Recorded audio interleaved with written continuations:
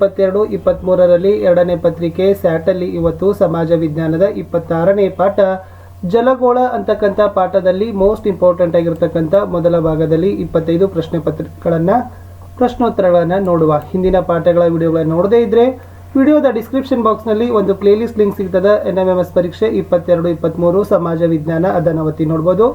ಈ ವಿಡಿಯೋಗಳನ್ನು like, share ಹಾಗೂ ಸಬ್ಸ್ಕ್ರೈಬ್ ಮಾಡಲು ಮರೆಯದಿರಿ. ಸೊ ನಮ್ಮ ಒಂದು ಯೂಟ್ಯೂಬ್ ಚಾನಲಲ್ಲಿ 8ನೇ ತರಗತಿಗೆ ಕಲಿಕಾ ಚೇತರಿಕೆ ಮತ್ತು ರಾಜ್ಯ ಪಠ್ಯ ಪುಸ್ತಕಗಳ ಕ್ವಶನ್ ಆನ್ಸರ್ಸ್ ವಿಡಿಯೋಗಳಿದ್ದಾವೆ, ಅವುಗಳನ್ನ ಸಹಿತ ನೋಡಿ ಅಂತ ಹೇಳ್ತಾ ನಮ್ಮದೊಂದು ಟೆಲಿಗ್ರಾಮ್ ಗ್ರೂಪ್ ಅದ ಸ್ಟಡಿ ವಿತ್ ಪರಶುರಾಮ್ ಅಂತ ಲಿಂಕ್ ವಿಡಿಯೋದ ಡಿಸ್ಕ್ರಿಪ್ಷನ್ ಬಾಕ್ಸಲ್ಲಿ ಹಾಕಿದ್ದೀವಿ, ಅದಕ್ಕೂ ಕೂಡ ಬಂದು ಜಾಯ್ನ್ ಆಗಿ. 26ನೇ ಪಾಠ ಜಲಗೋಳ ಪಾಠದಲ್ಲಿ ಮೋಸ್ಟ್ ಇಂಪಾರ್ಟೆಂಟ್ ಆಗಿರ್ತಕ್ಕಂಥ 24 ಪ್ರಶ್ನೋತ್ತರಗಳನ್ನು ನೋಡುವ. ಪ್ರಶ್ನೆ ಒಂದಿದೆ, ಯಾವ ಗ್ರಹವನ್ನ ನೀಲಿ ಗ್ರಹ ಅಥವಾ ಜಲಾವೃತ ಗ್ರಹ ಅಂತ ಕರೀತಾರೆ? ಸೊ ಉತ್ತರ ಭೂಮಿ. ಸೊ ಭೂಮಿಗೆ ಎರಡು ಹೆಸರುಗಳಿದಾವೆ, ಒಂದು ನೀಲಿ ಗ್ರಹ, ಇನ್ನೊಂದು ಜಲಾವೃತ ಗ್ರಹ. ಪ್ರಶ್ನೆ 2, ಭೂಮಿಯ ಮೇಲೆ ಆವರಿಸಿರುವ ನೀರಿನ ಪ್ರಮಾಣ ಎಷ್ಟು? ಇಲ್ಲಿ ಉತ್ತರ ನೋಡೋದಾದ್ರೆ 70.78% ಅಥವಾ ಅದನ್ನೇ 361 ದಶಲಕ್ಷ ಚದರ ಕಿಲೋಮೀಟರ್ ಅಂತೀವಿ. ಇಷ್ಟು ಪ್ರಮಾಣದಲ್ಲಿ ಭೂಮಿಯ ಮೇಲೆ ನೀರು ಆವರಿಸಿಕೊಂಡಿದೆ. ಪ್ರಶ್ನೆ 3, ಆಳವಾದ ಮತ್ತು ವಿಸ್ತಾರವಾದ ಜಲರಾಶಿಗೆ ಏನಂತ ಕರೀತಾರೆ? ಇಲ್ಲಿ ಆಳವಾದ ಮತ್ತು ವಿಸ್ತಾರವಾದ ಜಲರಾಶಿಗೆ ಸಾಗರ ಅಂತ ಕರೀತಾರೆ. ಪ್ರಶ್ನೆ 4, ಸಾಗರದ ಭಾಗ ಮತ್ತು ಭೂಖಂಡಗಳಲ್ಲಿ ಒಳಚಾಚಿಕೊಂಡಿರ್ತಕ್ಕಂಥ ಭಾಗ ಯಾವುದು ಅಂತ ಕೇಳಿದ್ದಾರೆ. ಅಂದ್ರೆ ಕ್ವಶನ್ ಹೇಗಿದೆ ಅಂತಂದ್ರೆ, ಇದು ಕೂಡ ಒಂದು ಸಾಗರದ ಭಾಗ, ಬಟ್ ಭೂಖಂಡಗಳಲ್ಲಿ ಒಳಚಾಚಿಕೊಂಡಿದೆ ಅನ್ನೋದನ್ನ ಏನಂತ ಕರೀತಾರೆ ಅಂದ್ರೆ ಅದನ್ನ ಸಮುದ್ರ ಅಂತ ಕರೀತಾರೆ. ಪ್ರಶ್ನೆ 5, ಸಾಗರ ಅಥವಾ ಸಮುದ್ರದ ಕಿರಿದಾದ ನೀಳ ಭಾಗಕ್ಕೆ ಏನಂತ ಕರೀತಾರೆ? ಇಲ್ಲಿ ಸಾಗರ ಆಗಲಿ ಅಥವಾ ಸಮುದ್ರ ಆಗಲಿ ಇದರ ಕಿರಿದಾದ ನೀಳವಾದ ಭಾಗಕ್ಕೆ ಏನಂತ ಕರೀತಾರೆ ಅಂದ್ರ ಖಾರಿ ಅಂತ ಕರೀತಾರೆ. ಪ್ರಶ್ನೆ 6, ಭೂಭಾಗದಿಂದ ಸುತ್ತುವರಿಯಲ್ಪಟ್ಟ ಅರ್ಧ ವೃತ್ತಾಕಾರದ ಸಮುದ್ರ ಭಾಗಕ್ಕೆ ಏನೆಂದು ಕರೆಯುತ್ತಾರೆ? ಇವು ಭೂಭಾಗದಿಂದ ಸುತ್ತುವರೆದಿರ್ತವ, ಜೊತೆಗೆ ಅರ್ಧ ವೃತ್ತಾಕಾರದ ಸಮುದ್ರ ಭಾಗಗಳೇ ಆಗಿರ್ತಾವ. ಸೊ ಅವುಗಳನ್ನ ಏನಂತ ಕರೀತಾರೆ ಅಂತಂದ್ರೆ ಕೊಲ್ಲಿ ಅಂತ ಕರೀತಾರೆ.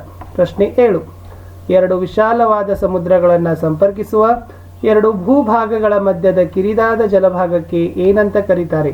ಅಂದ್ರೆ ಎರಡು ವಿಶಾಲವಾದ ಸಮುದ್ರಗಳನ್ನ ಸಂಪರ್ಕಿಸೋದ್ರ ಜೊತೆಗೆ ಎರಡು ಭೂಭಾಗಗಳ ಮಧ್ಯದ ಕಿರಿದಾದ ಜಲಭಾಗಕ್ಕೆ ಜಲಸಂಧಿ ಅಂತ ಕರೀತಾರೆ. ಮುಂದಿನ ಪ್ರಶ್ನೆ 8, ಭೂಸಂಧಿಗೆ ಏನಂತ ಕರೀತಾರೆ? ಅಂದ್ರೆ ಭೂಸಂಧಿಗೆ ಇನ್ನೊಂದು ಹೆಸರದ, ಅದನ್ನ ಭೂಕಂಠ ಅಂತಲೂ ಕೂಡ ಕರೀತಾರೆ. ಭೂಸಂಧಿ ಅಂದ್ರೂ ಒಂದೇ, ಭೂಕಂಠ ಅಂದ್ರೂ ಒಂದೇ. ಪ್ರಶ್ನೆ 9, ಸಾಗರ ಅಥವಾ ಸಮುದ್ರದ ಅಂಚಿನ ಹೆಚ್ಚು ಆಳವಿಲ್ಲದ ಭಾಗಕ್ಕೆ ಏನಂತ ಕರೀತಾರೆ?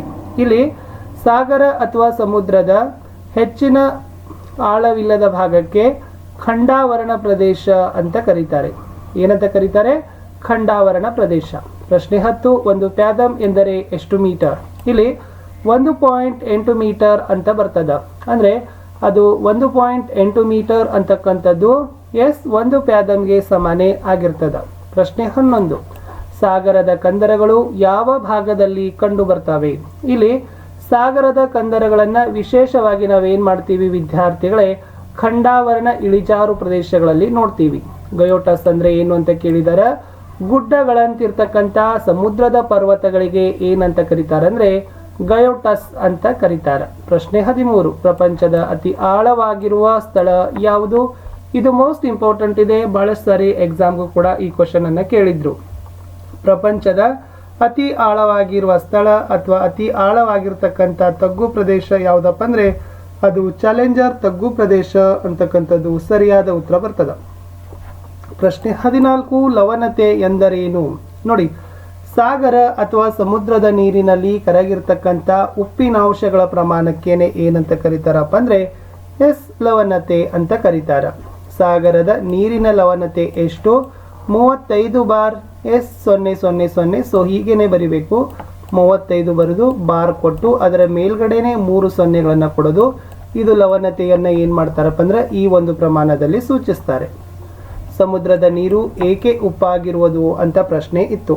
ಇಲ್ಲಿ ಸಮುದ್ರದ ನೀರು ಉಪ್ಪಾಗಿರ್ಲಿಕ್ಕೆ ಮುಖ್ಯವಾದ ಕಾರಣ ಆ ನೀರಿನಲ್ಲಿ ಹಲವು ಬಗೆಯ ಲವಣಗಳು ಕರಗಿಕೊಂಡಿರ್ತವೆ. ಸೊ ಎಲ್ಲಾ ಲವಣಗಳು ಅದೇ ನೀರಿನಲ್ಲಿ ಕರಗಿಕೊಂಡಿರೋದ್ರಿಂದ ನಮಗೆ ಆ ನೀರು ಅಂದರೆ ಸಮುದ್ರದ ನೀರು ಏನಾಗಿರ್ತದಪ್ಪ ಅಂದ್ರೆ ಉಪ್ಪಾಗಿರ್ತಕ್ಕಂಥದ್ದು ಕಾಣ್ತೀವಿ. ಸಾಗರದ ನೀರು ಎಷ್ಟು ವಿಧದ ಚಲನೆಗಳನ್ನು ಒಳಗೊಂಡಿದೆ? ಇಲ್ಲಿ ಸಾಗರದ ನೀರು ಮುಖ್ಯವಾಗಿ ಅದು 3 ಪ್ರಕಾರದ 3 ವಿಧದ ಚಲನೆಗಳನ್ನು ಒಳಗೊಂಡಿದೆ. 18 ಸಾಗರದ ನೀರಿನ 3 ಚಲನೆಗಳು ಯಾವುವು? 1 ಅಲೆಗಳು, 2 ಪ್ರವಾಹಗಳು, 3 ಉಬ್ಬರವಿಳಿತಗಳು. ಓಕೆ, ಈ ಅಲೆಗಳು, ಪ್ರವಾಹಗಳು ಮತ್ತು ಉಬ್ಬರವಿಳಿತಗಳು 3 ಕೂಡ ಏನಪ್ಪ ಅಂತಂದರೆ ಸಾಗರದ ನೀರಿನ ಚಲನೆಗಳೇ ಆಗಿದ್ದಾವೆ. ಪ್ರಶ್ನೆ 19 ಸಾಗರ ಪ್ರವಾಹ ಎಂದರೇನು? ಇಲ್ಲಿ ನಿಶ್ಚಿತ ದಿಕ್ಕಿನಲ್ಲಿ ನಿರಂತರವಾಗಿ ಹರಿತಕ್ಕಂಥ ಸಾಗರದ ಮೇಲ್ಮೈ ನೀರನ್ನು ಏನಂತ ಕರೀತಾರೆ? ಸಾಗರ ಪ್ರವಾಹ ಅಂತ ಕರೀತಾರೆ. ಅಂದರೆ ಸಾಗರದ ಮೇಲೆ ನೀರೇನಾಗ್ತದಪ್ಪ ಅಂದರೆ ಒಂದೇ ದಿಕ್ಕಿನಲ್ಲಿ ನಿರಂತರವಾಗಿಯೇ ಹರಿತಾ ಹೋಗ್ತದ, ಅದುವೇ ಸಾಗರ ಪ್ರವಾಹ ಅಂತ ಕರಿತೀವಿ. ಸಮಭಾಜಕ ವೃತ್ತ ಪ್ರದೇಶದಿಂದ ಧ್ರುವೀಯ ಪ್ರದೇಶದ ಕಡೆಗೆ ಬೀಸುವ ಸಾಗರ ಪ್ರವಾಹಗಳು ಯಾವುವು? ಇಲ್ಲಿ ಉಷ್ಣ ಸಾಗರ ಪ್ರವಾಹಗಳು ಅಂತ ಕರೀತಾರ. ಅಂದರೆ ಇವು ಸಮಭಾಜಕ ವೃತ್ತ ಪ್ರದೇಶದಿಂದ ಹಿಡಿದು ಧ್ರುವೀಯ ಪ್ರದೇಶದ ಕಡೆಗೆ ಬೀಸ್ತಕ್ಕಂಥದ್ದೇ ಆಗಿದ್ದಾವೆ.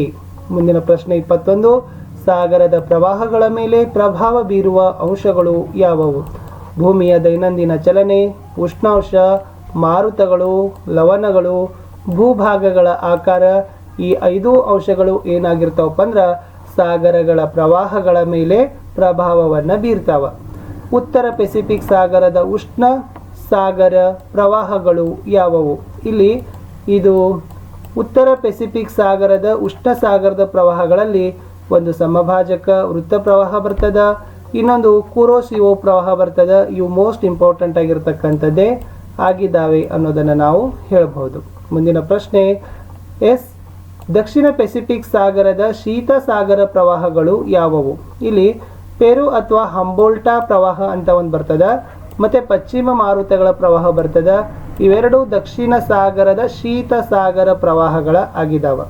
ವಿಡಿಯೋದ ಕಡೆ ಪ್ರಶ್ನೆ ಇತ್ತು, ಉತ್ತರ ಅಟ್ಲಾಂಟಿಕ್ ಶೀತ ಸಾಗರ ಪ್ರವಾಹಗಳು ಯಾವುವು?